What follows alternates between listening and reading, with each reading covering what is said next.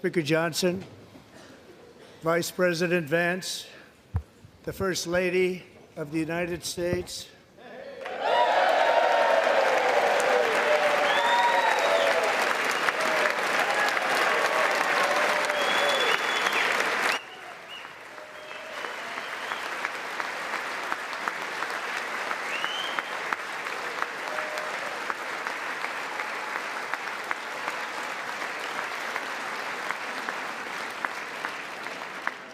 members of the United States Congress, thank you very much, and to my fellow citizens, America is back.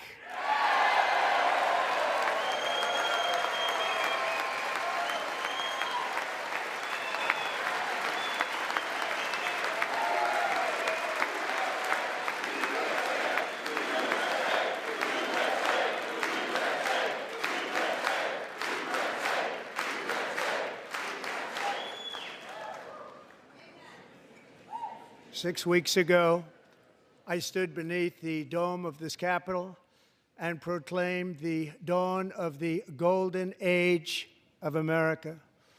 From that moment on, it has been nothing but swift and unrelenting action to usher in the greatest and most successful era in the history of our country.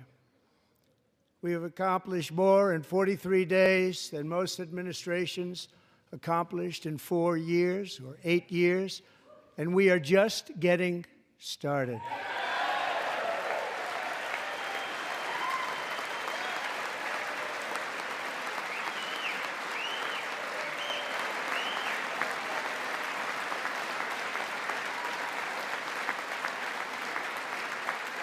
Thank you.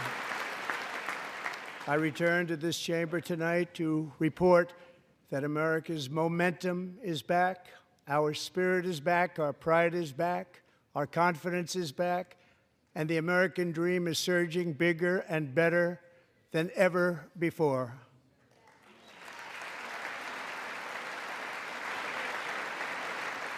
The American dream is unstoppable, and our country is on the verge of a comeback, the likes of which the world has never witnessed and perhaps will never witness again. There's never been anything like it. The presidential election of November 5th was a mandate like has not been seen in many decades. We won all 7 swing states, giving us an electoral college victory of 312 votes.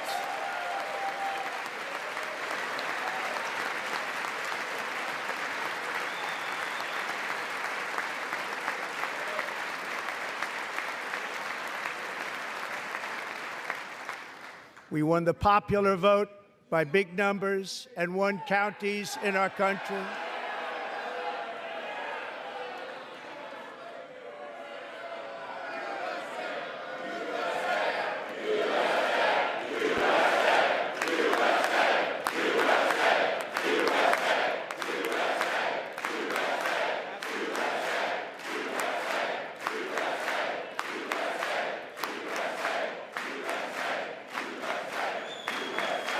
And won counties in our country, 2,700 to 525, on a map that reads almost completely red for Republican.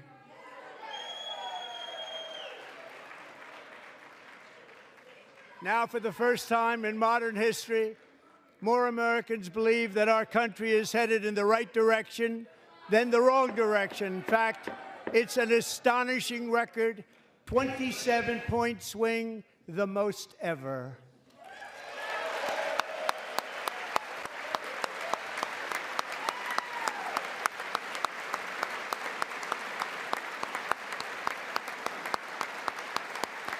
Likewise, small business optimism saw its single largest one-month gain ever recorded. Mr. President. A 41-point jump.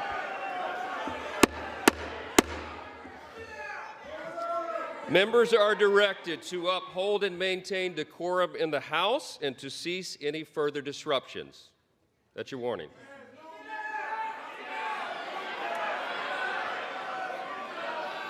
Members are engaging in willful and continuing breach of decorum, and the chair is prepared to direct the Sergeant-at-Arms to restore order to the joint session.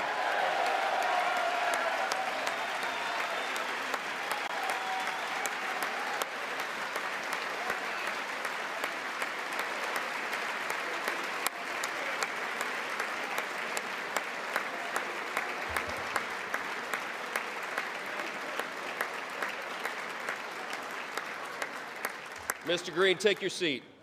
Take your seat, sir. Take your seat. Finding that members continue to engage in willful and concerted disruption of proper decorum, the chair now directs the Sergeant-at-Arms to restore order. Remove this gentleman from the chamber.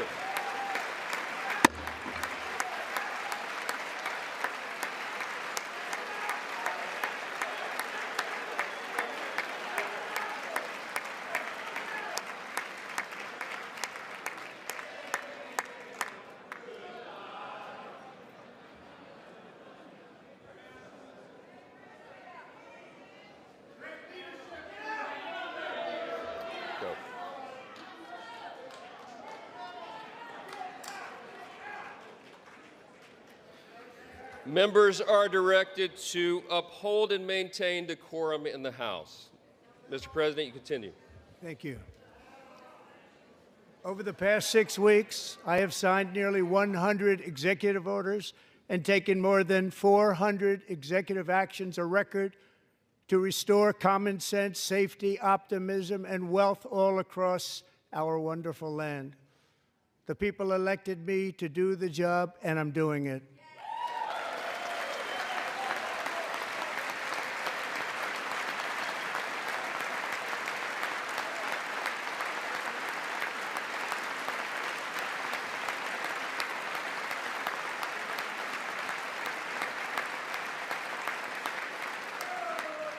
In fact, it has been stated by many that the first month of our presidency, it's our presidency, is the most successful in the history of our nation. By many.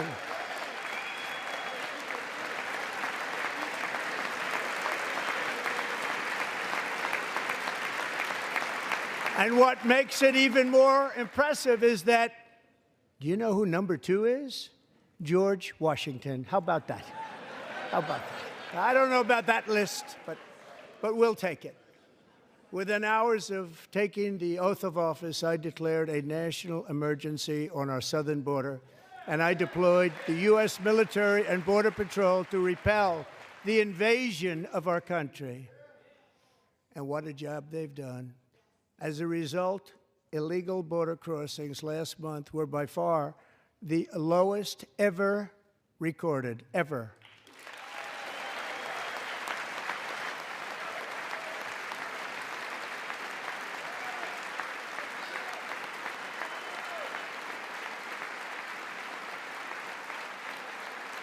They heard my words and they chose not to come. Much easier that way. In comparison, under Joe Biden, the worst president in American history, there were hundreds of thousands of illegal crossings a month, and virtually all of them, including murderers, drug dealers, gang members, and people from mental institutions and insane asylums, were released into our country. Who would want to do that? This is my 5th such speech to Congress.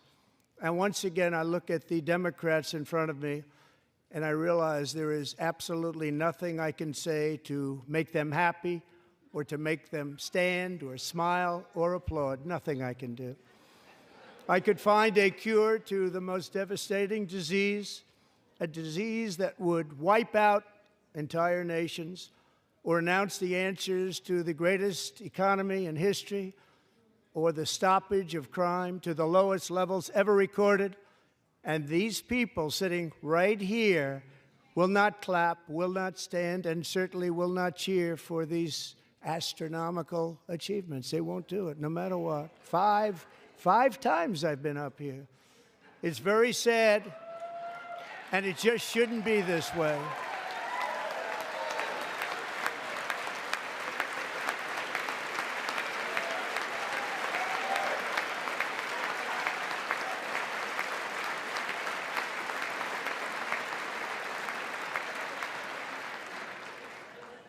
So Democrats sitting before me, for just this one night, why not join us in celebrating so many incredible wins for America? For the good of our nation, let's work together and let's truly make America great again.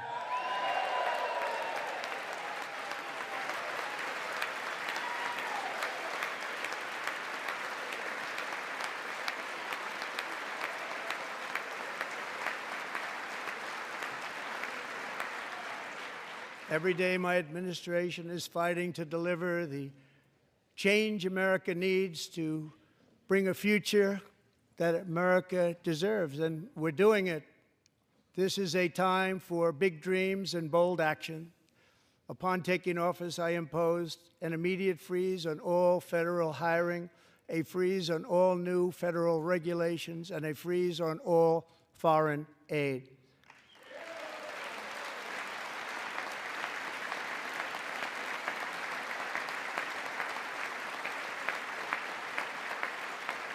I terminated the ridiculous Green New Scam.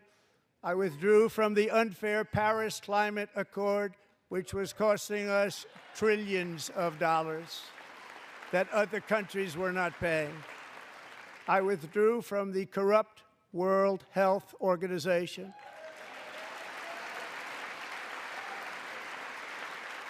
And I also withdrew from the anti-American UN Human Rights Council.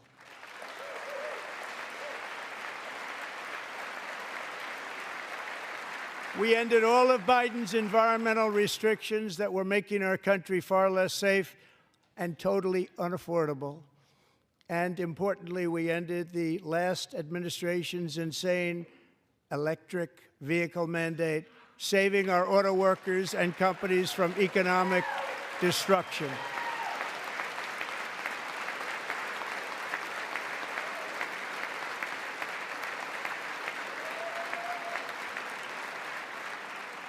To unshackle our economy, I have directed that for every one new regulation, 10 old regulations must be eliminated, just like I did in my very successful first term.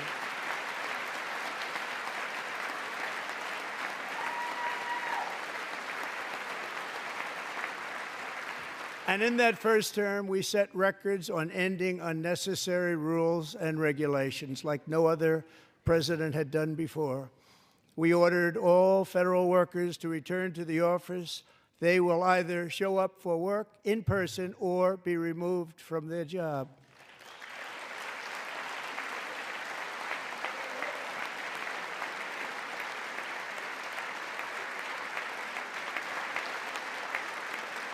And we have ended weaponized government where, as an example, a sitting president is allowed to viciously prosecute his political opponent, like me. How did that work out? Not too good. Not too good.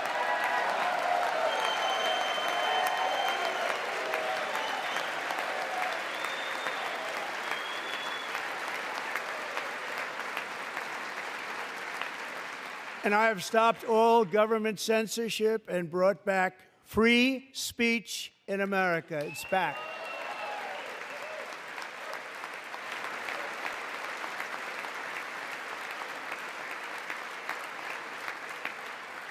And 2 days ago, I signed an order making English the official language of the United States of America.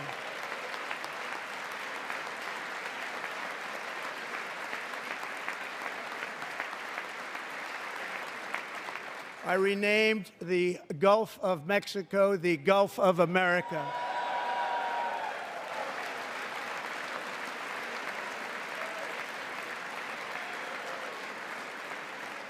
And likewise, I renamed, for a great president, William McKinley, Mount McKinley again.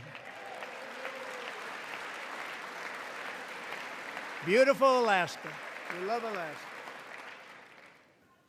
We've ended the tyranny of so-called diversity, equity, and inclusion policies all across the entire federal government and, indeed, the private sector and our military.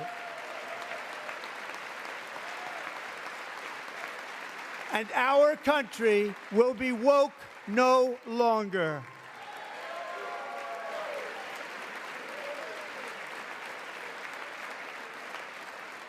We believe that whether you are a doctor, an accountant, a lawyer, or an air traffic controller, you should be hired and promoted based on skill and competence, not race or gender.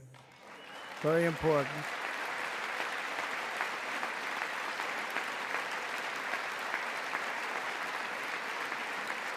You should be hired based on merit. And the Supreme Court, in a brave and very powerful decision, has allowed us to do so. Thank you. Thank you very much. Thank you. We have removed the poison of critical race theory from our public schools, and I signed an order making it the official policy of the United States government that there are only two genders, male and female.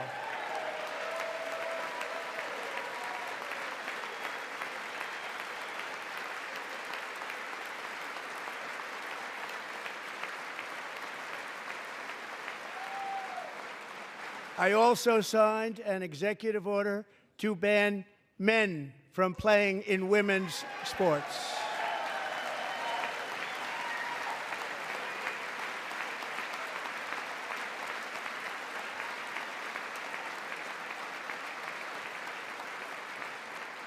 Three years ago, Peyton McNabb was an all-star high school athlete, one of the best, preparing for a future in college sports. But when her girls' volleyball match was invaded by a male, he smashed the ball so hard in Peyton's face, causing traumatic brain injury, partially paralyzing her right side, and ending her athletic career. It was a shot like she's never seen before. She's never seen anything like it. Peyton is here tonight in the gallery, and Peyton, from now on, schools will kick the men off the girls' team, or they will lose all federal funding.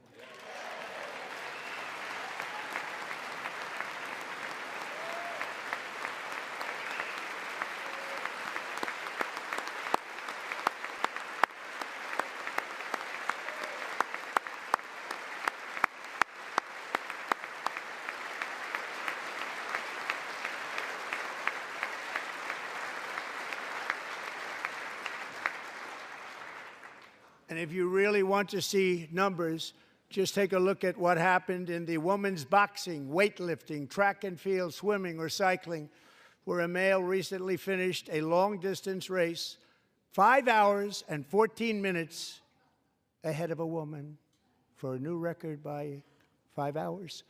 Broke the record by 5 hours. It's demeaning for women, and it's very bad for our country. We're not going to put up with it any longer.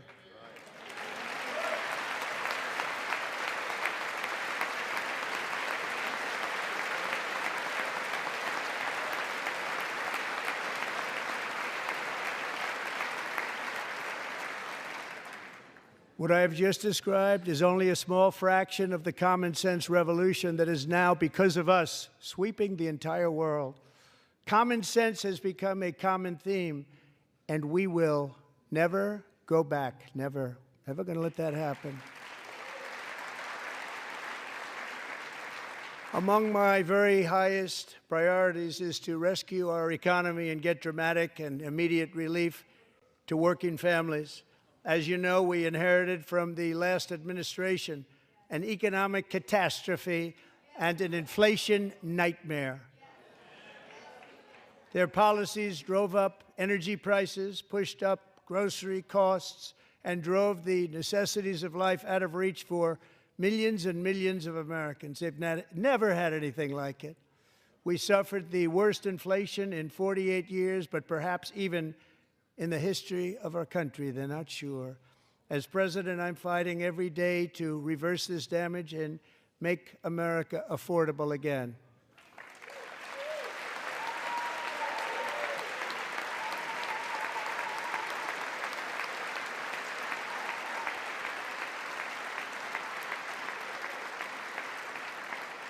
Joe Biden especially let the price of eggs get out of control.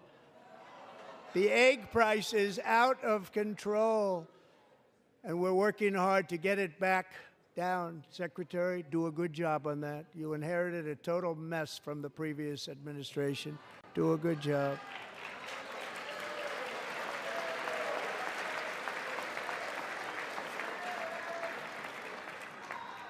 A major focus of our fight to defeat inflation is rapidly reducing the cost of energy.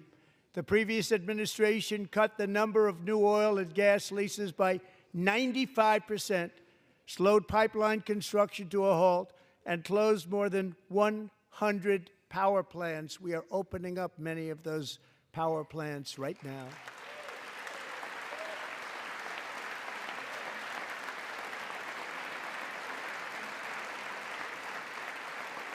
And frankly, we have never seen anything like it. That's why on my first day in office, I declared a national energy emergency.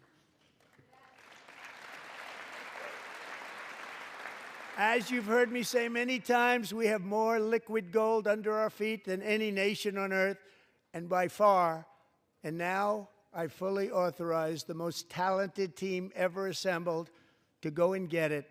It's called Drill, Baby, Drill.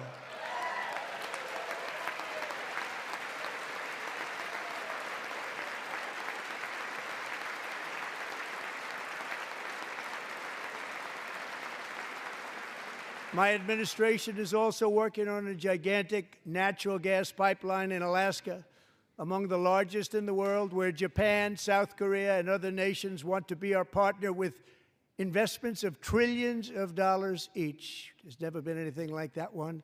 It will be truly spectacular. It's all set to go. The permitting is gotten. And later this week, I will also take historic action to dramatically expand production of critical minerals and rare earths here in the USA.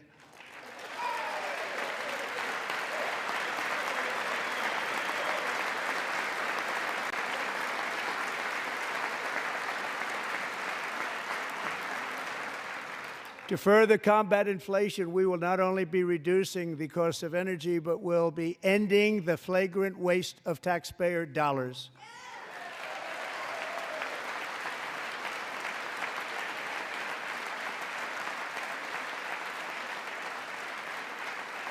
And to that end, I have created the brand new Department of Government Efficiency, GOGE. Perhaps you've heard of it. Perhaps.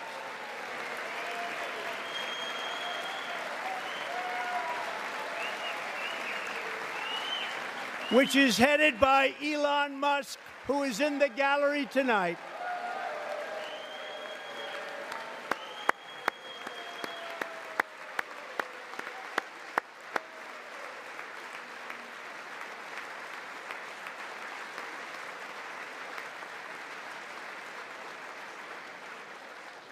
Thank you, Elon. He's working very hard. He didn't need this. He didn't need this. Thank you very much. We appreciate it. Everybody here, even this side, appreciates it, I believe. They just don't want to admit that. Just listen to some of the appalling waste we have already identified. $22 billion from HHS to provide free housing and cars for illegal aliens. $45 million for diversity, equity, and inclusion scholarships in Burma. $40 million to improve the social and economic inclusion of sedentary migrants. Nobody knows what that is. $8 million to promote LGBTQI+ in the African nation of Lesotho, which nobody has ever heard of. $60 million for indigenous peoples and Afro-Colombian empowerment in Central America. $60 million. $8 million for making mice transgender. This is real. $32 million for a left-wing propaganda operation in Moldova. $10 million for male circumcision in Mozambique. $20 million for the Arab Sesame Street in the Middle East. It's a program, $20 million for a program. $1.9 billion to recently created Decarbonization of Homes Committee, headed up, and we know she's involved. Just at the last moment, the money was passed over by a woman named Stacey Abrams. Have you ever heard of her? A $3.5 million consulting contract for lavish fish monitoring. $1.5 million for voter confidence in Liberia. $14 million for social cohesion in Mali. $59 million for illegal alien hotel rooms in New York City. He's a real estate developer. He's done very well. $250,000 to increase vegan local climate action innovation in Zambia. $42 million for social and behavior change in Uganda. $14 million for improving public procurement in Serbia. $47 million for improving learning outcomes in Asia. Asia's doing very well with learning. I don't know what we're doing. We should use it ourselves. And $101 million for DEI contracts at the Department of Education, the most ever paid, nothing even like it. Under the Trump administration, all of these scams, and they're far worse, but I didn't think it was appropriate to talk about them. They're so bad. Many more have been found out and exposed and swiftly terminated by a group of very intelligent, mostly young people, headed up by Elon, and we appreciate it. We found hundreds of billions of dollars of fraud.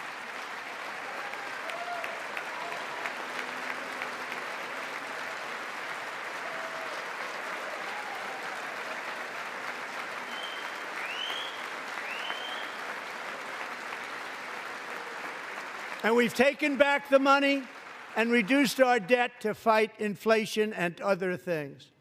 Taken back a lot of that money. We got it just in time. This is just the beginning. The Government Accountability Office, a federal government office, has estimated annual fraud of over $500 billion in our nation, and we are working very hard to stop it. We're going to. We're also identifying shocking levels of incompetence and probable fraud in the Social Security program for our seniors, and that our seniors and people that we love rely on. Believe it or not, government databases list 4.7 million Social Security members from people aged 100 to 109 years old. It lists 3.6 million people from ages 110 to 119. I don't know any of them. I know some people that are rather elderly, but not quite that elderly. 3.47 million people from ages 120 to 129. 3.9 million people from ages 130 to 139. 3.5 million people from ages 140 to 149. And money is being paid to many of them, and we're searching right now. In fact, Pam, good luck. Good luck. You're going to find it. But a lot of money is paid out to people because it just keeps getting paid, and nobody does, and it really hurts Social Security and hurts our country. 1.3 million people from ages 150 to 159, and over 130,000 people, according to the Social Security databases, are age over 160 years old. We have a healthier country than I thought, Bobby.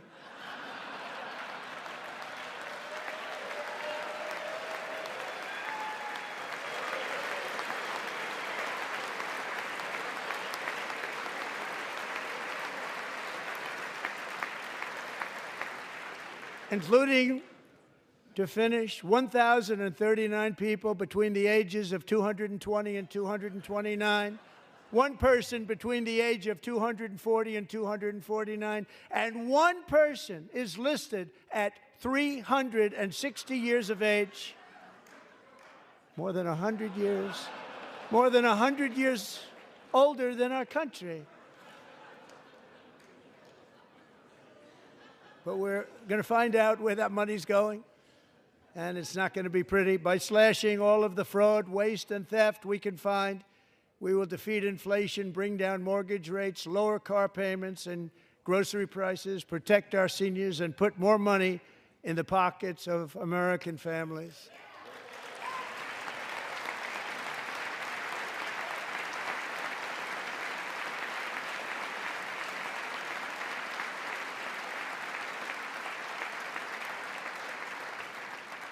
And today, interest rates took a beautiful drop, big, beautiful drop. It's about time. And in the near future, I want to do what has not been done in 24 years, balance the federal budget. We're going to balance it.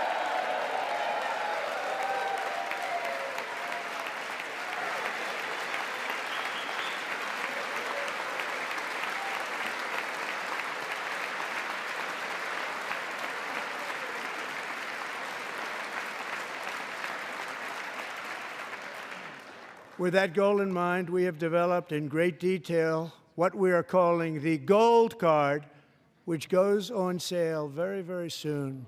For $5 million, we will allow the most successful job-creating people from all over the world to buy a path to U.S. citizenship. It's like the green card, but better and more sophisticated.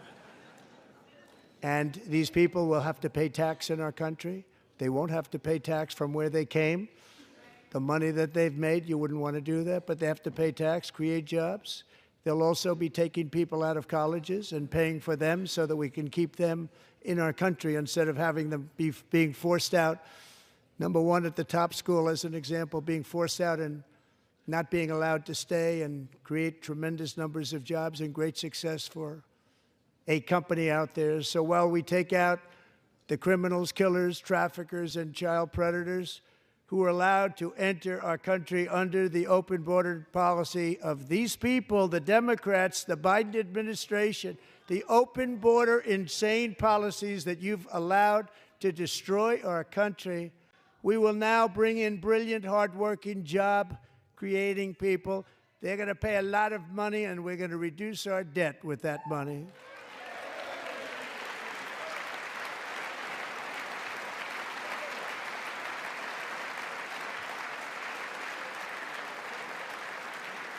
Americans have given us a mandate for bold and profound change. For nearly 100 years, the federal bureaucracy has grown until it has crushed our freedoms, ballooned our deficits, and held back America's potential in every possible way. The nation founded by pioneers and risk-takers now drowns under millions and millions of pages of regulations and debt. Approvals that should take 10 days to get instead take 10 years, 15 years, and even 20 years before you're rejected. Meanwhile, we have hundreds of thousands of federal workers who have not been showing up to work. My administration will reclaim power from this unaccountable bureaucracy, and we will restore true democracy to America again.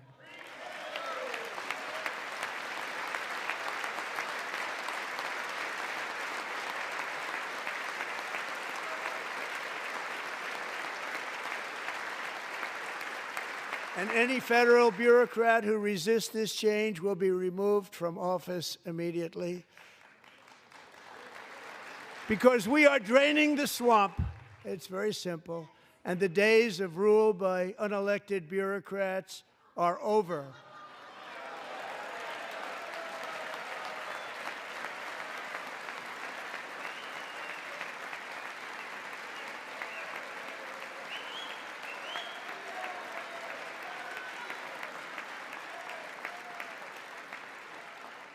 And the next phase of our plan to deliver the greatest economy in history is for this Congress to pass tax cuts for everybody. They're in there. They're waiting for you to vote. And I'm sure that the people on my right, I don't mean the Republican right, but my right here, I'm sure you're going to vote for those tax cuts, because otherwise I don't believe the people will ever vote you into office. So I'm doing you a big favor by telling you that. But I know this group is going to be voting for the tax cuts.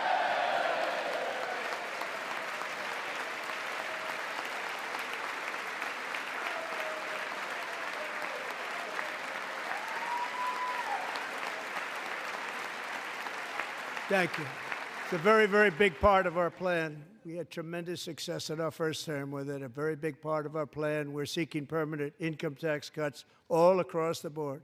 And to get urgently needed relief to Americans hit especially hard by inflation, I'm calling for no tax on tips, no tax on overtime, and no tax on Social Security benefits for our great seniors.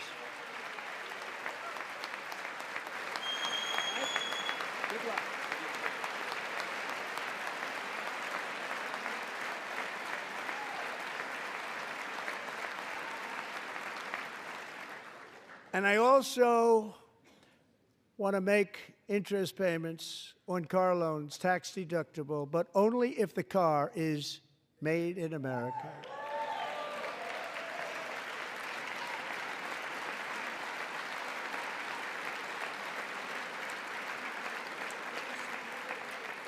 And by the way, we're going to have growth in the auto industry like nobody's ever seen. Plants are opening up all over the place. Deals are being made. Never seen. That's a combination of the election win and tariffs. It's a beautiful word, isn't it? That, along with our other policies, will allow our auto industry to absolutely boom. It's going to boom. Spoke to the majors today, all three, the top people, and they're so excited. In fact, already numerous car companies have announced that they will be building massive automobile plants in America, with Honda just announcing a new plant in Indiana, one of the largest anywhere in the world.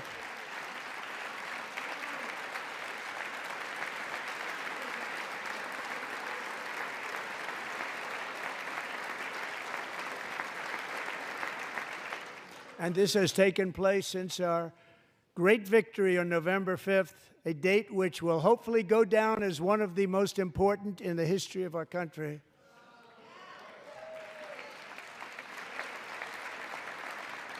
In addition, as part of our tax cuts, we want to cut taxes on domestic production and all manufacturing.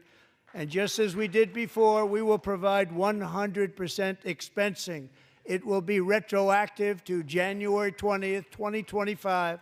And it was one of the main reasons why our tax cuts were so successful in our first term, giving us the most successful economy in the history of our country. First term. We had a great first term.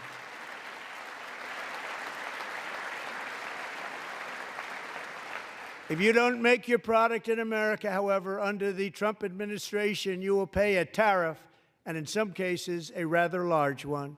Other countries have used tariffs against us for decades, and now it's our turn to start using them against those other countries. On average, the European Union, China, Brazil, India, Mexico, and Canada, have you heard of them? And countless other nations charge us tremendously higher tariffs than we charge them. It's very unfair. India charges us auto tariffs higher than 100%. China's average tariff on our products is twice what we charge them. And South Korea's average tariff is 4 times higher. Think of that, 4 times higher. And we give so much help militarily and in so many other ways to South Korea, but that's what happens. This is happening by friend and foe. This system is not fair to the United States and never was, and so on April 2nd, I wanted to make it April 1st, but I didn't want to be accused of April Fool's Day. That's not, just one day cost us a lot of money. But we're going to do it in April. I'm a very superstitious person. April 2nd, reciprocal tariffs kick in. And whatever they tariff us, other countries, we will tariff them. That's reciprocal, back and forth. Whatever they tax us, we will tax them. If they do non-monetary tariffs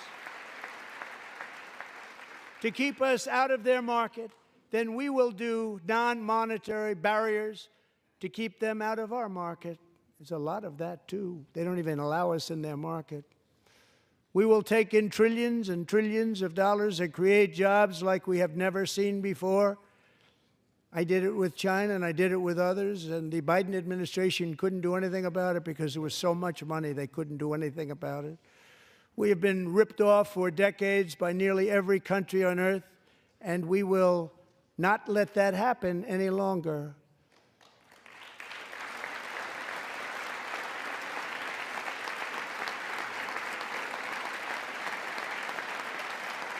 Much has been said over the last 3 months about Mexico and Canada, but we have very large deficits with both of them. But even more importantly, they've allowed fentanyl to come into our country at levels never seen before, killing hundreds of thousands of our citizens and many very young, beautiful people, destroying families. Nobody's ever seen anything like it.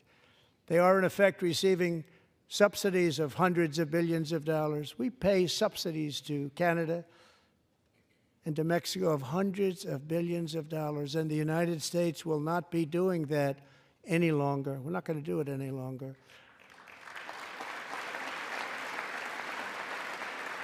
Thanks to our America First policies we're putting into place, we have had $1.7 trillion of new investment in America in just the past few weeks.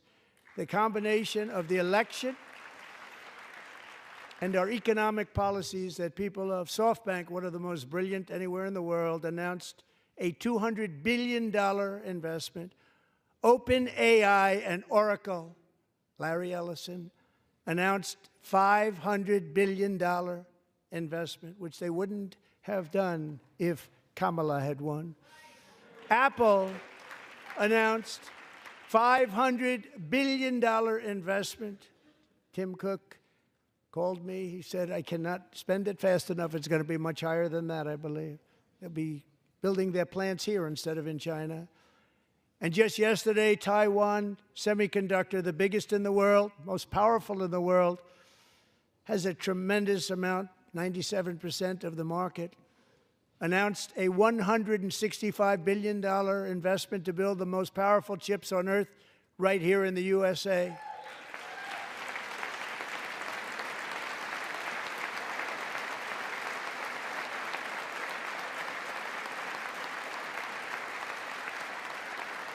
And we're not giving them any money. Your CHIPS Act is a horrible, horrible thing. We give hundreds of billions of dollars, and it doesn't mean a thing. They take our money and they don't spend it.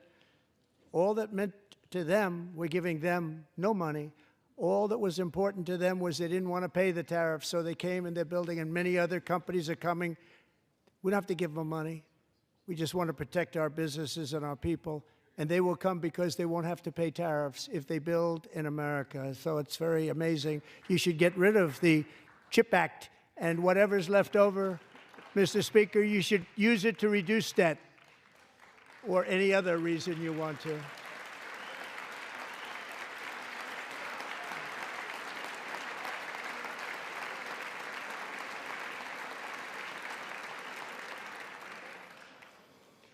Our new trade policy will also be great for the American farmer. I love the farmer,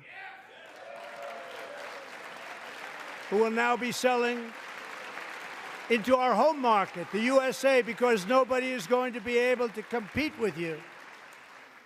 Because those goods that come in from other countries and companies, they're really in a bad position in so many different ways. They're uninspected.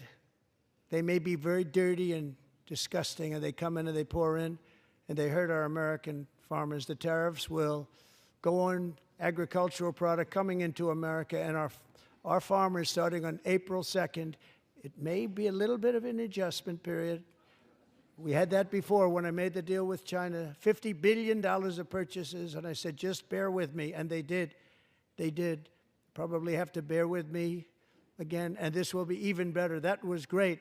the problem with it was that Biden didn't enforce it. He didn't enforce it. $50 billion of purchases, and we were doing great, but Biden did not enforce it, and it hurt our farmers. But our farmers are going to have a field day right now. So to our farmers, have a lot of fun. I love you too. I love you too.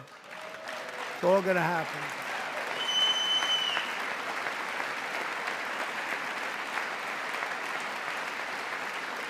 And I have also imposed a 25% tariff on foreign aluminum, copper, lumber, and steel, because if we don't have, as an example, steel and lots of other things, we don't have a military, and frankly, we just won't have a country very long. Here today is a proud American steelworker, fantastic person from Decatur, Alabama, Jeff Denard. Has been working at the same steel plant for 27 years in a job that has allowed him to serve as the captain of his local volunteer fire department, raise 7 children with his beautiful wife, Nicole, and over the years provide a loving home for more than 40 foster children. So great, Jeff.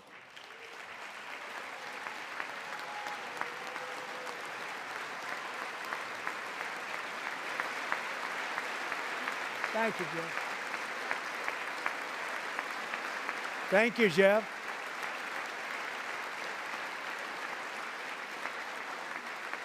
Stories like Jeff's remind us that tariffs are not just about protecting American jobs. They're about protecting the soul of our country. Tariffs are about making America rich again and making America great again, and it's happening, and it will happen rather quickly. There'll be a little disturbance, but we're okay with that. It won't be much. No, you're not. Oh.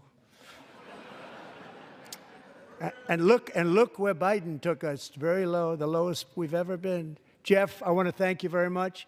And I also want to recognize another person who has devoted herself to foster care community. She works so hard on it.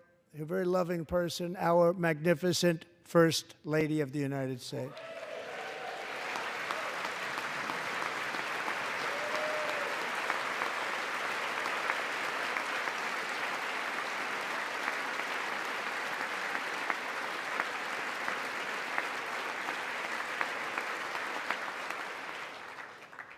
Melania's work has yielded incredible results, helping prepare our nation's future leaders as they enter the workforce. Our First Lady is joined by 2 impressive young women, very impressive. Haley Ferguson, who benefited from the First Lady's Fostering the Future initiative and is poised to complete her education and become a teacher.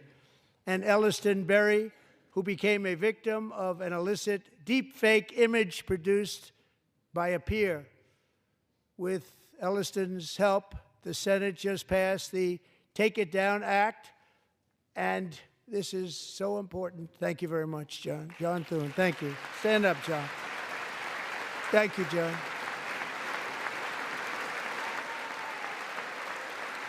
Thank you all very much.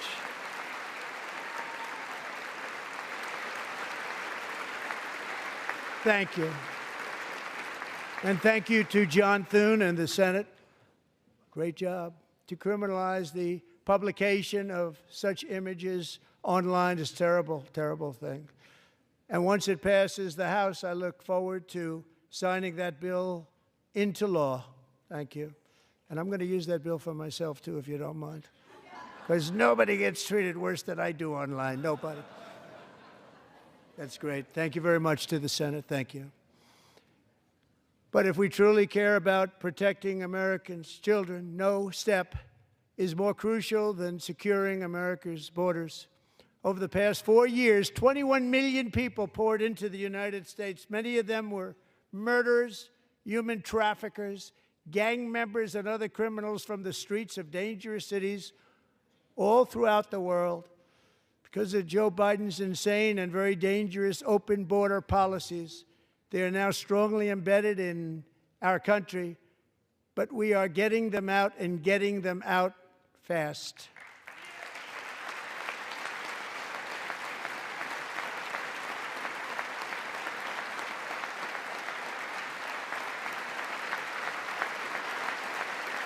And I want to thank Tom Homan and Christy. I want to thank you and Paul of Border Patrol.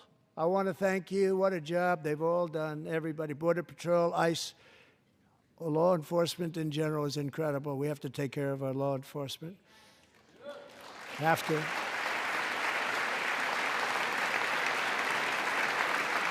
Last year,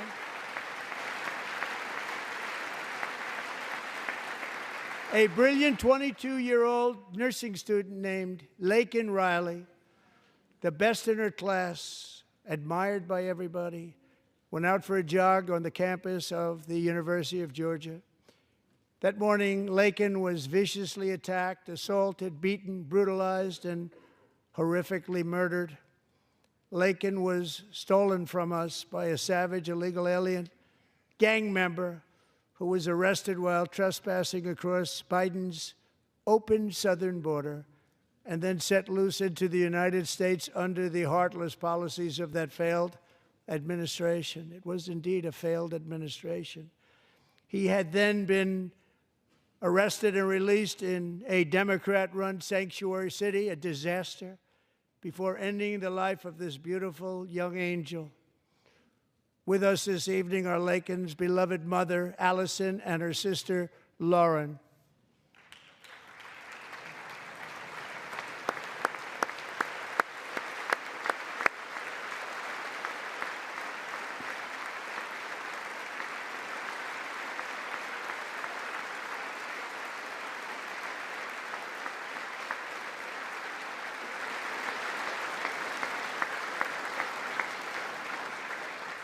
Last year, I told Laken's grieving parents that we would ensure their daughter would not have died in vain. That's why the very first bill I signed into law as your 47th president mandates the detention of all dangerous criminal aliens who threaten public safety. It's a very strong, powerful act.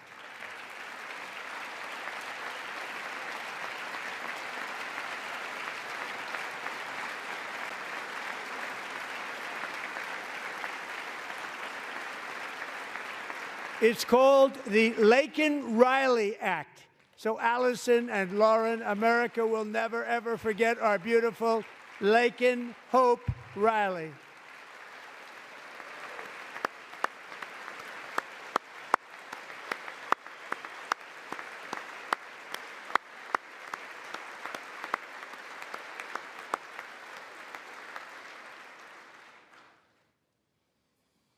Thank you very much.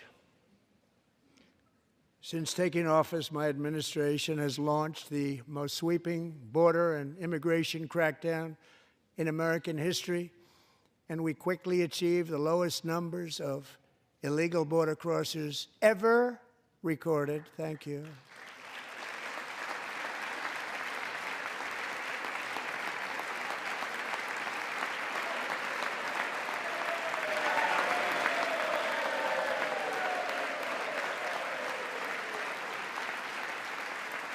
The media and our friends in the Democrat Party kept saying we needed new legislation, we must have legislation to secure the border.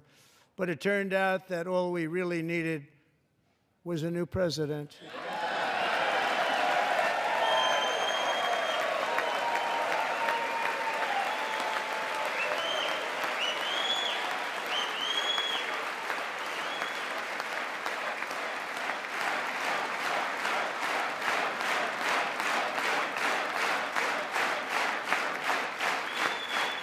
Thank you.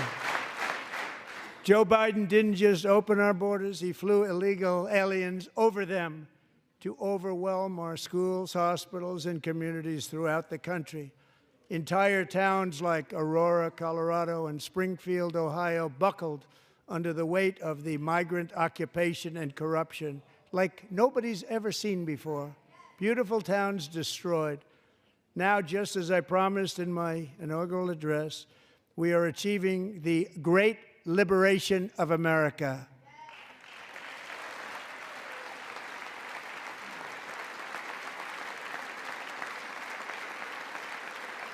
But there still is much work to be done. Here tonight is a woman I have gotten to know Alexis Nungary from Houston.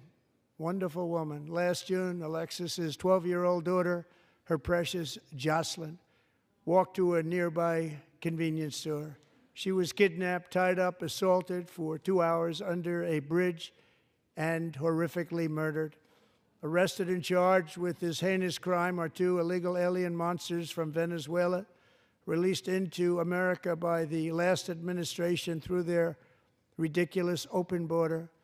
The death of this beautiful 12-year-old girl and the agony of her mother and family touched our entire nation greatly. Alexis, I promised that we would always remember your daughter, your magnificent daughter, and earlier tonight I signed an order keeping my word to you. One thing I have learned about Jocelyn is that she loved animals so much. She loved nature.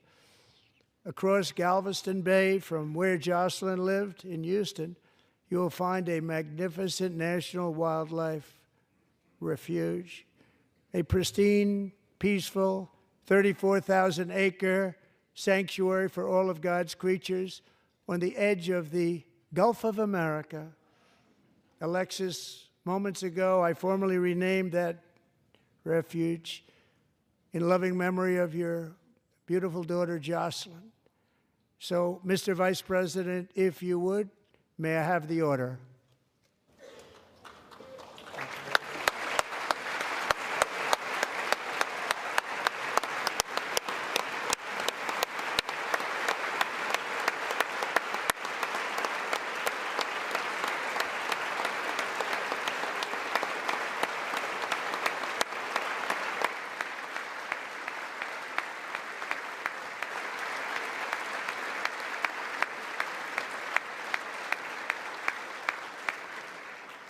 Thank you very much.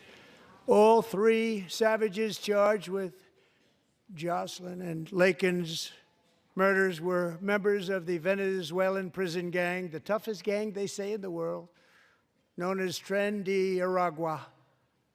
2 weeks ago, I officially designated this gang, along with MS-13 and the bloodthirsty Mexican drug cartels, as foreign terrorist organizations.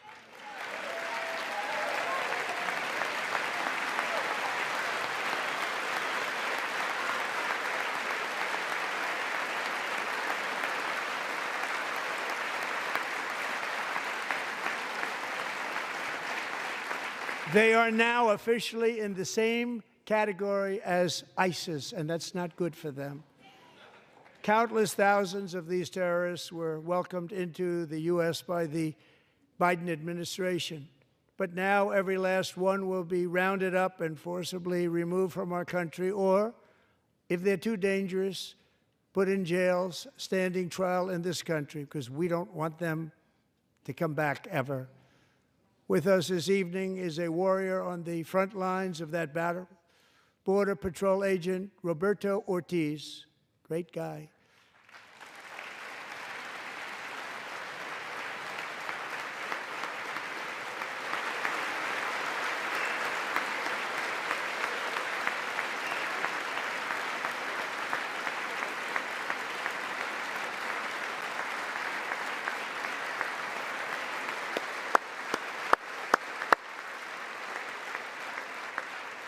In January, Roberto and another agent were patrolling by the Rio Grande near an area known as Cartel Island. Doesn't sound too nice to me.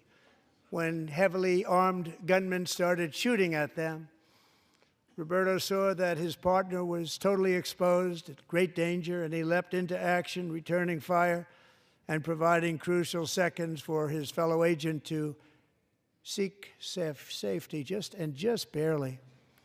I have some of the prints of that event, and it was not good. Agent Ortiz, we salute you for your great courage and for your line of fire that you took and for the bravery that you showed. We honor you, and we will always honor you. Thank you, Roberto, very much.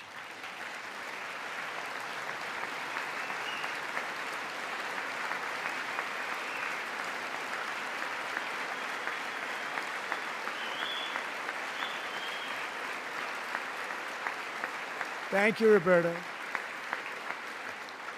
And I actually got to know him on my many calls to the border.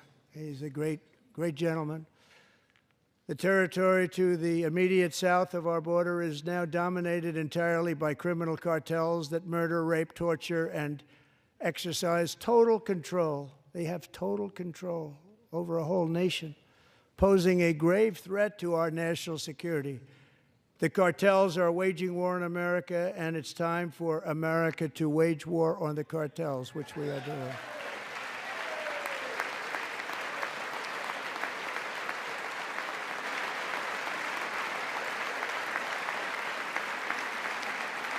Five nights ago, Mexican authorities, because of our tariff policies being imposed on them, think of this, handed over to us 29 of the biggest cartel leaders in their country. That has never happened before. They want to make us happy.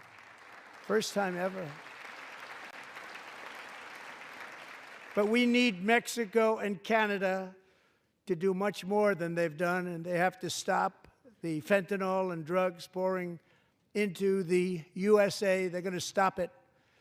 I have sent Congress a detailed funding request laying out exactly how we will eliminate these threats to protect our homeland and complete the largest deportation operation in American history, larger even than current record holder President Dwight D. Eisenhower, a moderate man, but someone who believed very strongly in borders. Americans expect Congress to send me this funding without delay so I can sign it into law. So, Mr. Speaker, John Thune, both of you, I hope you're going to be able to do that, Mr. Speaker. Thank you. Mr. Leader, thank you. Thank you very much. And let's get it to me. I'll sign it so fast, you won't even believe it.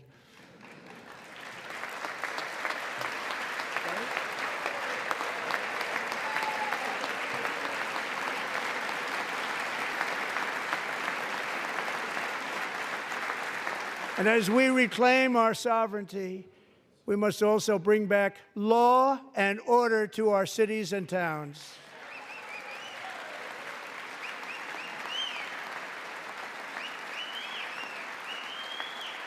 In recent years, our justice system has been turned upside down by radical left lunatics.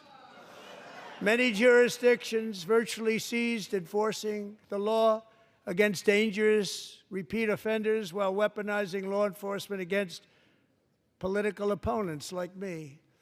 My administration has acted swiftly and decisively to restore fair, equal, and impartial justice under the constitutional rule of law, starting at the FBI and the DOJ. Pam, good luck. Cash, wherever you may be, good luck. Good luck. Pam Bond. Good luck. So important. Going to do a great job. Cash, thank you. Thank you, Cash.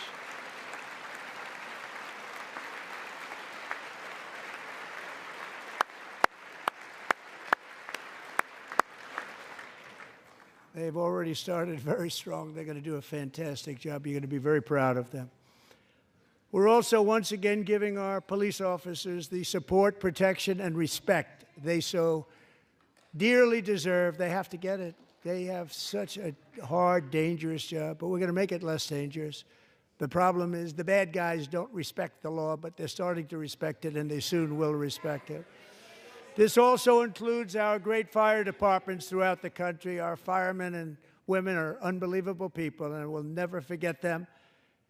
And besides that, they voted for me in record numbers, so I have no choice.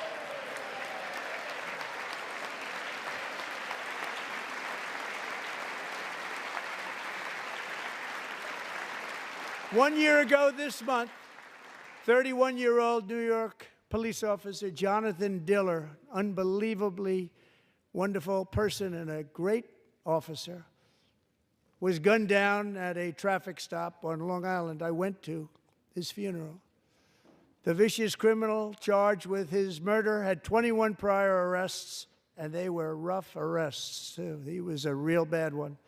The thug in the seat next to him had 14 prior arrests, and went by the name of Killer. He was Killer. He killed other people, they say, a lot of them. I attended Officer Diller's service, and when I met his wife and one-year-old son, Ryan, it was very inspirational, actually. His widow's name is Stephanie, and she is here tonight. Stephanie, thank you very much, Stephanie. Thank you very much.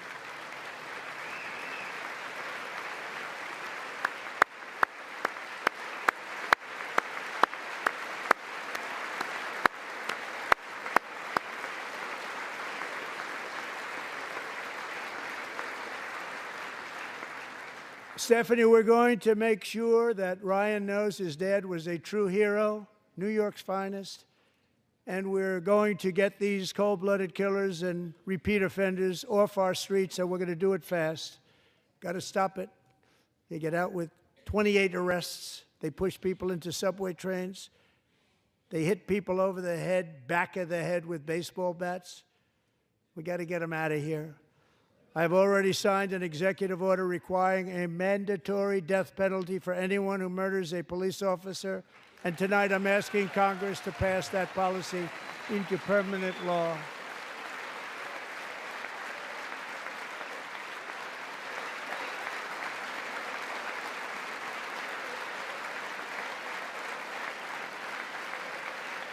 I'm also asking for a new crime bill getting tough on repeat offenders while enhancing protections for America's police officers so they can do their jobs without fear of their lives being totally destroyed. They don't want to be killed. We're not going to let them be killed. Joining us in the gallery tonight is a young man who truly loves our police. His name is DJ Daniel. He is 13 years old, and he has always dreamed of becoming a police officer.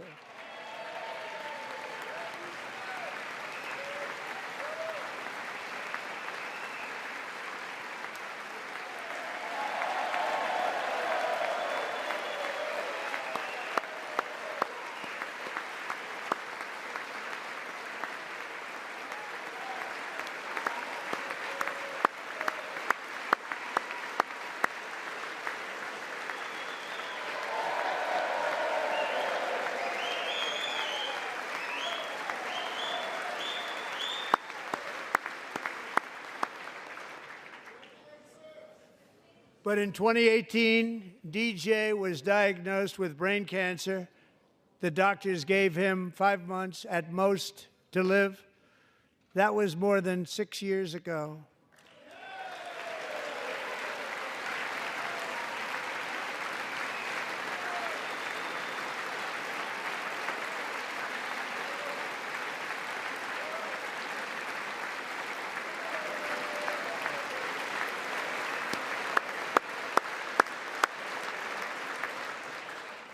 Since that time, DJ and his dad have been on a quest to make his dream come true, and DJ has been sworn in as an honorary law enforcement officer, actually a number of times. The police love him, the police departments love him. And tonight, DJ, we're going to do you the biggest honor of them all. I am asking our new Secret Service Director, Sean Curran, to officially make you an agent of the United States Secret Service.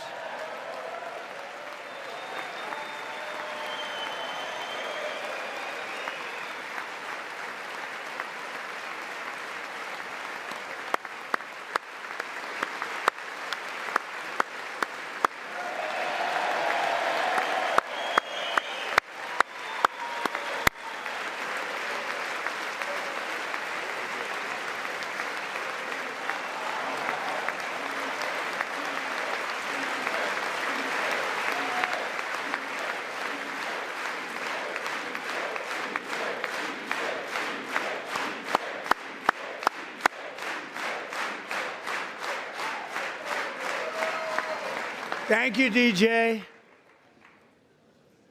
DJ's doctors believe his cancer likely came from a chemical he was exposed to when he was younger. Since 1975, rates of child cancer have increased by more than 40%. Reversing this trend is one of the top priorities for our new Presidential Commission to Make America Healthy Again, chaired by our new Secretary of Health and Human Services, Robert F. Kennedy, Jr.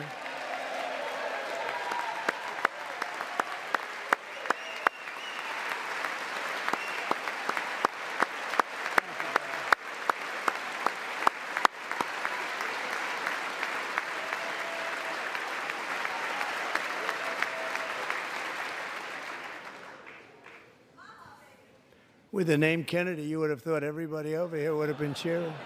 How quickly they forget. Our goal is to get toxins out of our environment, poisons out of our food supply, and keep our children healthy and strong. As an example, not long ago, and you can't even believe these numbers, 1 in 10,000 children had autism, 1 in 10,000. And now it's 1 in 36. There's something wrong, 1 in 36. Think of that. So we're going to find out what it is, and there's nobody better than Bobby and all of the people that are working with you. You have the best to figure out what is going on. Okay, Bobby, good luck. It's a very important job. Thank you. Thank you. Go get him.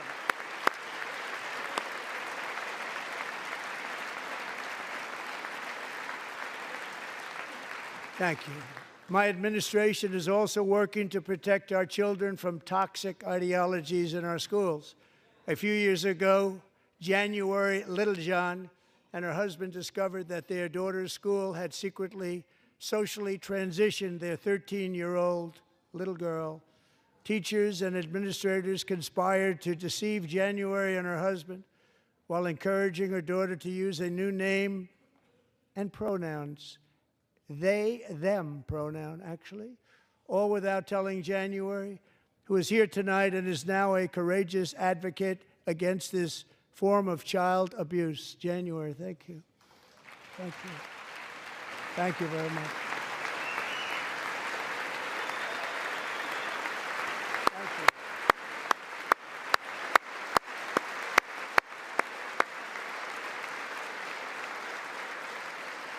Thank you. Stories like this are why, shortly after taking office, I signed an executive order banning public schools from indoctrinating our children with transgender ideology.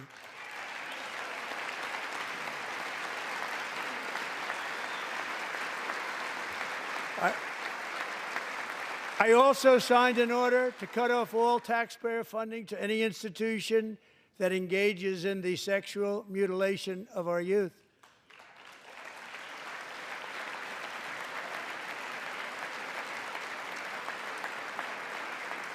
And now I want Congress to pass a bill permanently banning and criminalizing sex changes on children and forever ending the lie that any child is trapped in the wrong body. This is a big lie.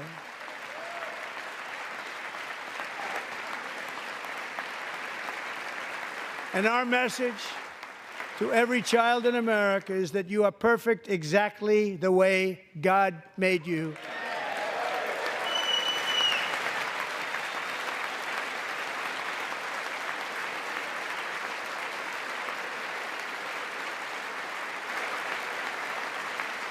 Because we're getting wokeness out of our schools and out of our military, and it's already out, and it's out of our society. We don't want it.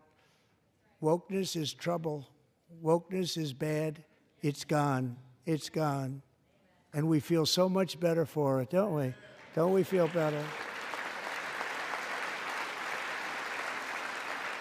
Our service members won't be activists and ideologues. They will be fighters and warriors. They will fight for our country. And Pete, congratulations.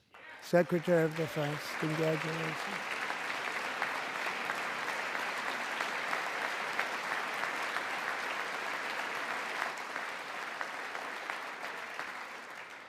And he's not big into the woke movement, I can tell you. I know him well. I am pleased to report that in January, the U.S. Army had its single best recruiting month in 15 years, and that all armed services are having among the best recruiting results ever in the history of our services. What a difference.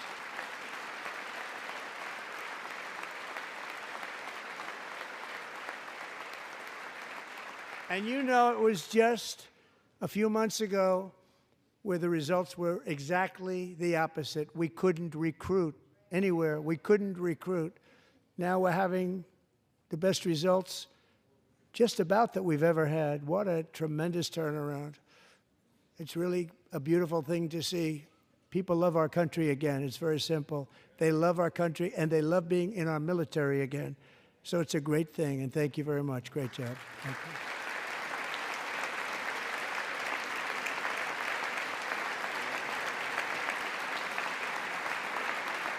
We're joined tonight by a young man, Jason Hartley, who knows the weight of that call of duty. Jason's father, grandfather, and great-grandfather all wore the uniform. Jason tragically lost his dad, who was also a Los Angeles County Sheriff's deputy when he was just a boy, and now he wants to carry on the family legacy of service. Jason is a senior in high school, a six-letter varsity athlete, a really good athlete, they say, a brilliant student with a 4.46, that's good, GPA. And his greatest dream is to attend the U.S. Military Academy at West Point.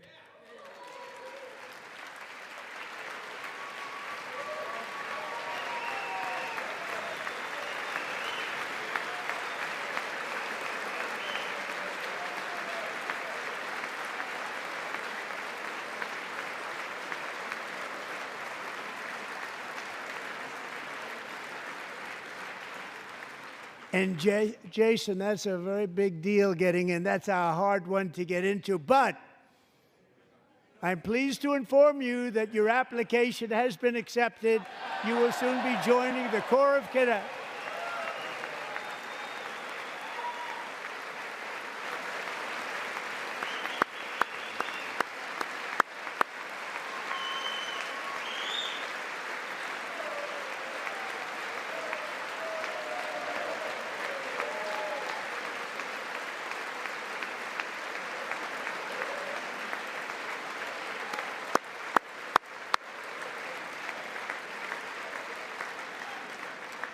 Thank you. Jason, you're going to be on the long gray line, Jason. As Commander-in-Chief, my focus is on building the most powerful military of the future. As a first step, I'm asking Congress to fund a state-of-the-art Golden Dome missile defense shield to protect our homeland, all made in the USA.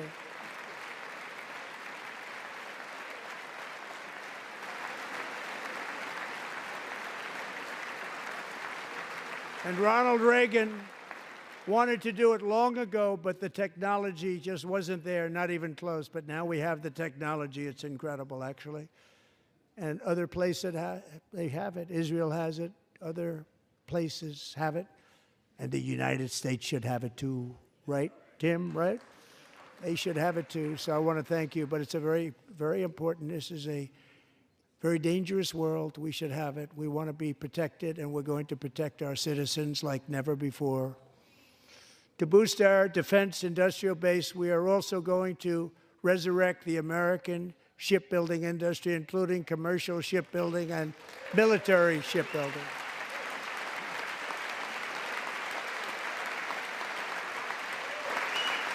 And for that purpose, I am announcing tonight that we will create a new Office of Shipbuilding in the White House and offer special tax incentives to bring this industry home to America where it belongs. We used to make so many ships. We don't make them anymore very much, but we're going to make them very fast, very soon. It will have a huge impact. To further enhance our national security, my administration will be reclaiming the Panama Canal, and we've already started doing it.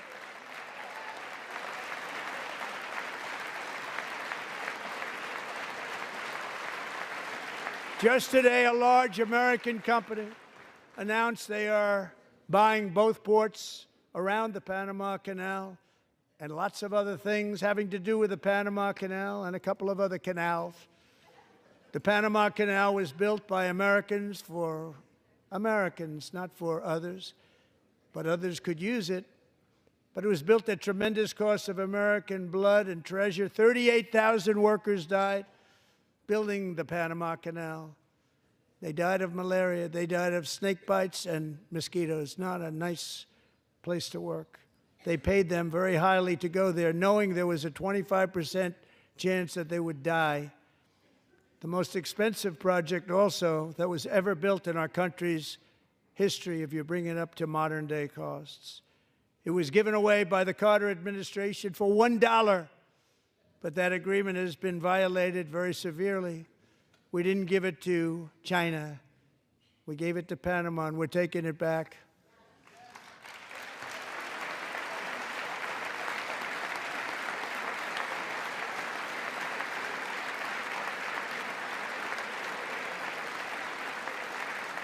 And we have Marco Rubio in charge. Good luck, Marco. Now, we know who to blame if anything goes wrong. Marco's been amazing, and he's going to do a great job. Think of it. He got 100 votes. You know, he was approved with actually 99, but the 100th was this gentleman, and I feel very certain. So let's assume he got 100 votes. And I'm either very, very happy about that or I'm very concerned about it. But he's already proven. I mean, he's a great gentleman. He's respected by everybody, and we appreciate you voting for Marco. He's going to do a fantastic job. Thank you. Thank you. He's doing a great job. Great job. And I also have a message tonight for the incredible people of Greenland. We strongly support your right to determine your own future. And if you choose, we welcome you into the United States of America. We need Greenland for national security and even international security, and we're working with everybody involved to try and get it. But we need it really for international world security, and I think we're going to get it. One way or the other, we're going to get it. We will keep you safe. We will make you rich, and together we will take Greenland to heights like you have never thought possible before. It's a very small population, but very, very large piece of land and very, very important for military security. America is once again standing strong against the forces of radical Islamic terrorism. 3.5 years ago, ISIS terrorists killed 13 American service members and countless others in the Abbey Gate bombing during the disastrous and incompetent withdrawal from Afghanistan. Not that they were withdrawing, it was the way they withdrew. Perhaps the most embarrassing moment in the history of our country. Tonight, I am pleased to announce that we have just apprehended the top terrorist responsible for that atrocity, and he is right now on his way here to face the swift sword of American justice.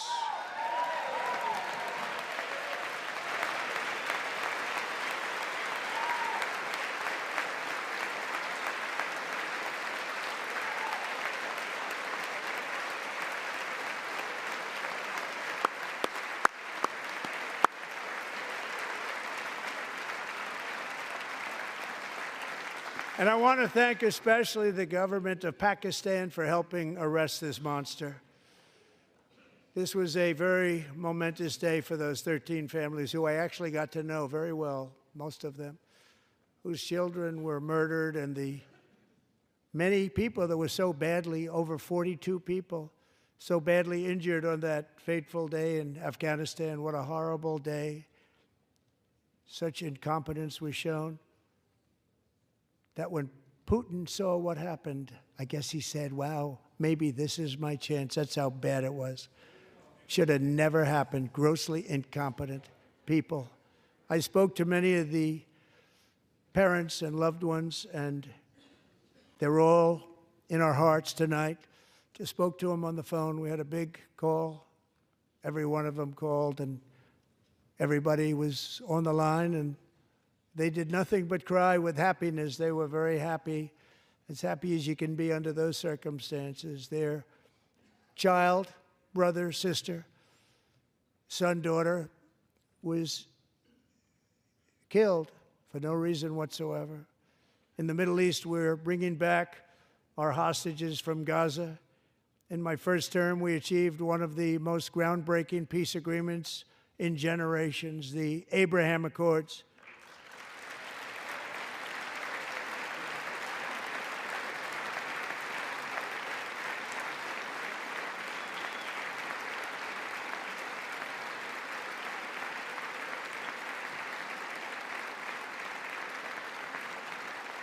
And now we're going to build on that foundation to create a more peaceful and prosperous future for the entire region. A lot of things are happening in the Middle East. People haven't been talking about that so much lately with everything going on with Ukraine and Russia.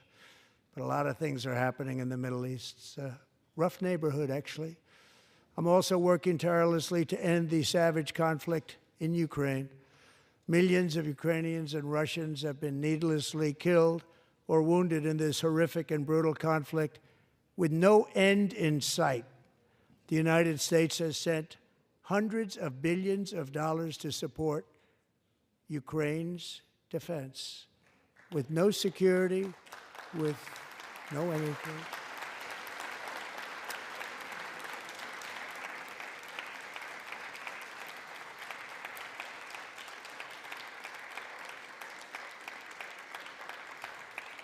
Do you want to keep it going for another 5 years? Yeah, you would say Pocahontas says yes.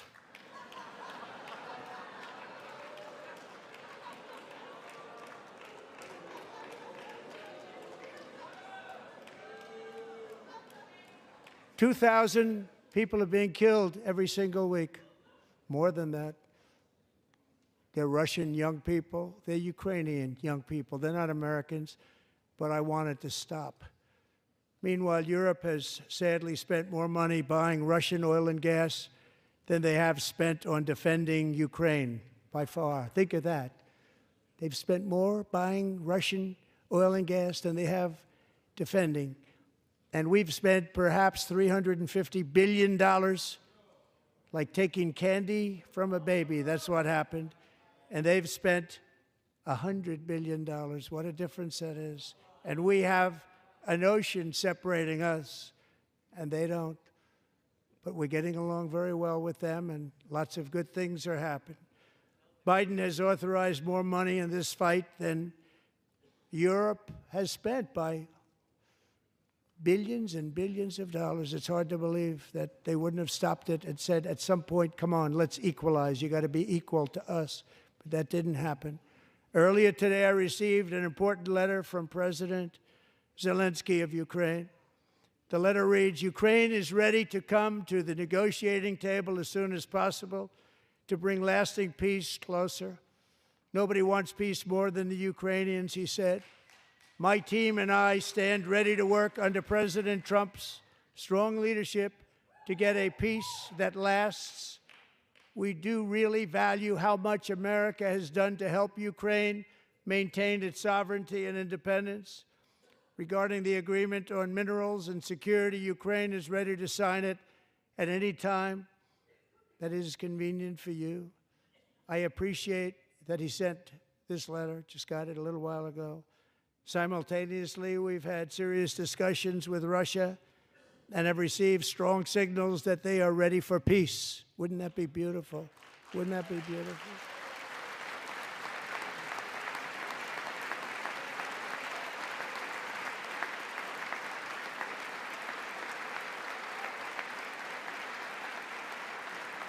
Wouldn't that be beautiful?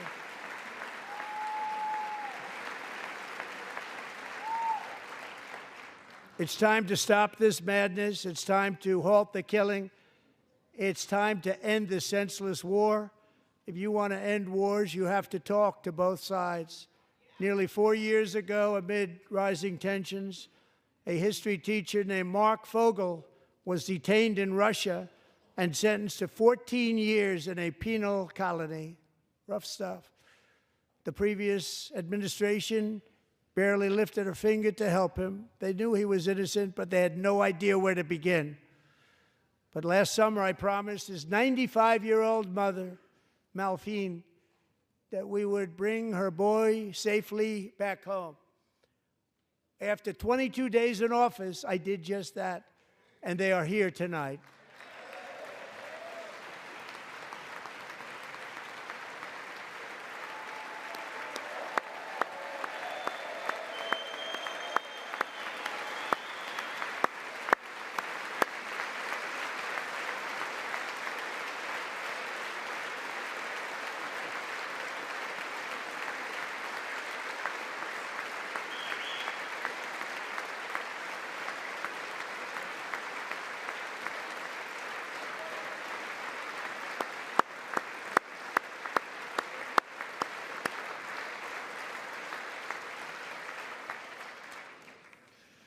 To Mark and his great mom, we are delighted to have you safe and sound and with us.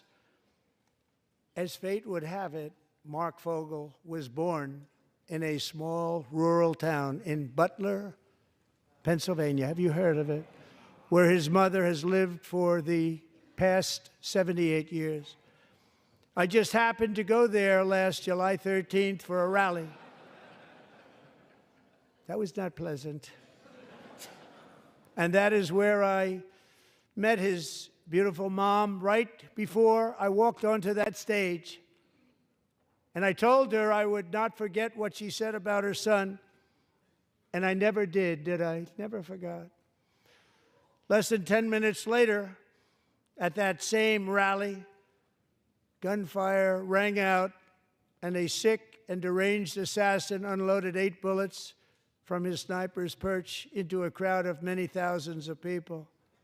My life was saved by a fraction of an inch, but some were not so lucky. Corey Comparator was a firefighter, a veteran, a Christian, a husband, a devoted father, and above all, a protector. When the sound of gunshots pierced the air, it was a horrible sound. Corey knew instantly what it was and what to do. He threw himself on top of his wife and daughters and shielded them from the bullets with his own body. Corey was hit really hard. You know the story from there. He sacrificed his life to save theirs. 2 others, very fine people, were also seriously hit. But thankfully, with the help of 2 great country doctors, we thought they were gone and they were saved. So those doctors had great talent. We're joined by Corey's wife, Helen, who was his high school sweetheart, and their 2 beloved daughters, Allison and Kaylee. Thank you.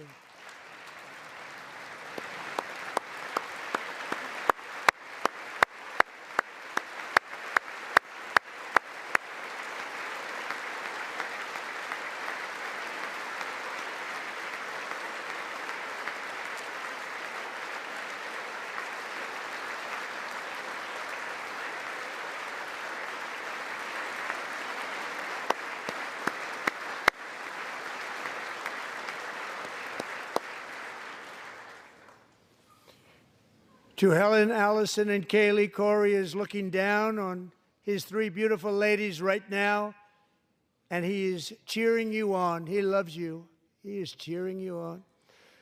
Corey was taken from us much too soon, but his destiny was to leave us all with a shining example of the selfless devotion of a true American patriot.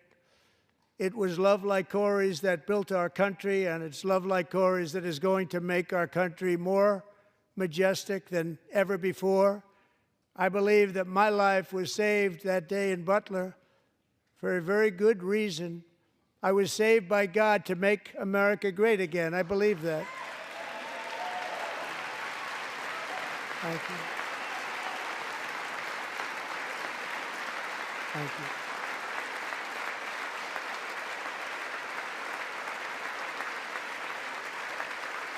Thank you.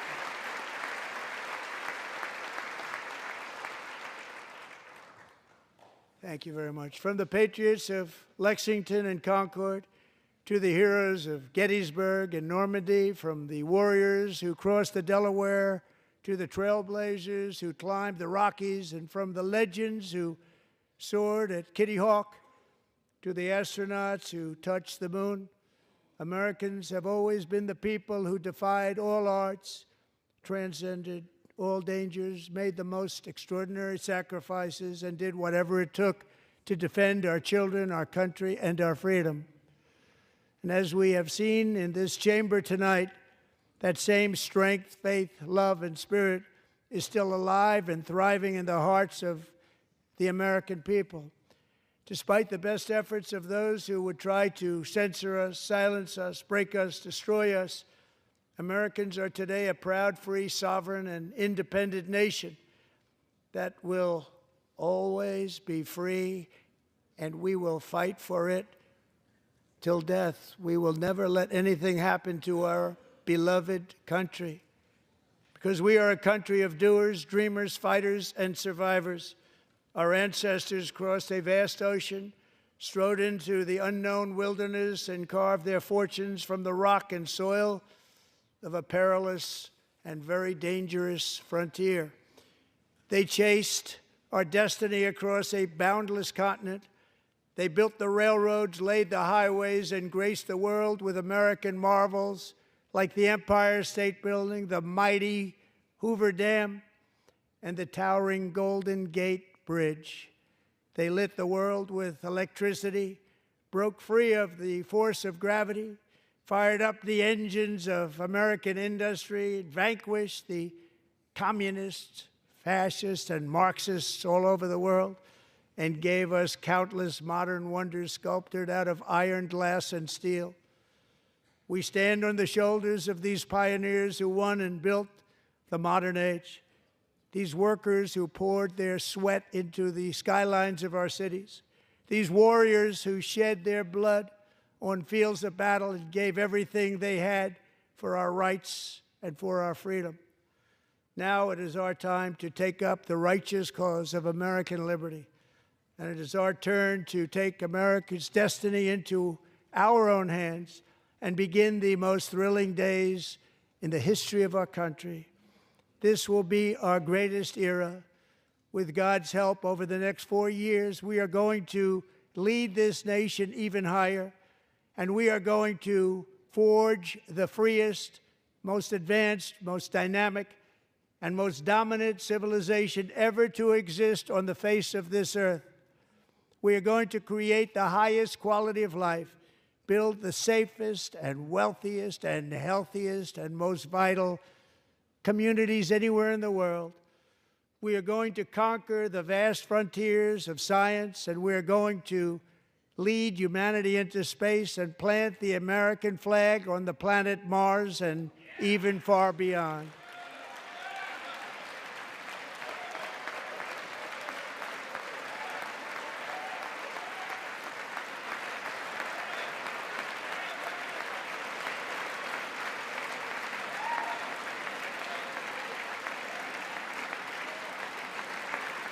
And through it all, we are going to rediscover the unstoppable power of the American spirit.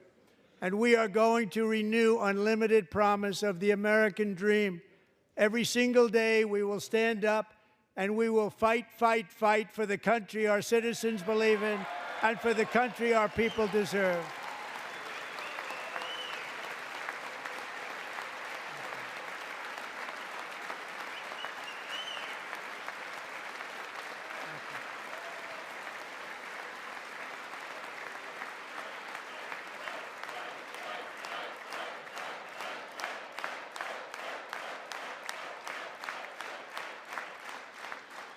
My fellow Americans, get ready for an incredible future, because the golden age of America has only just begun. It will be like nothing that has ever been seen before. Thank you, God bless you, and God bless America.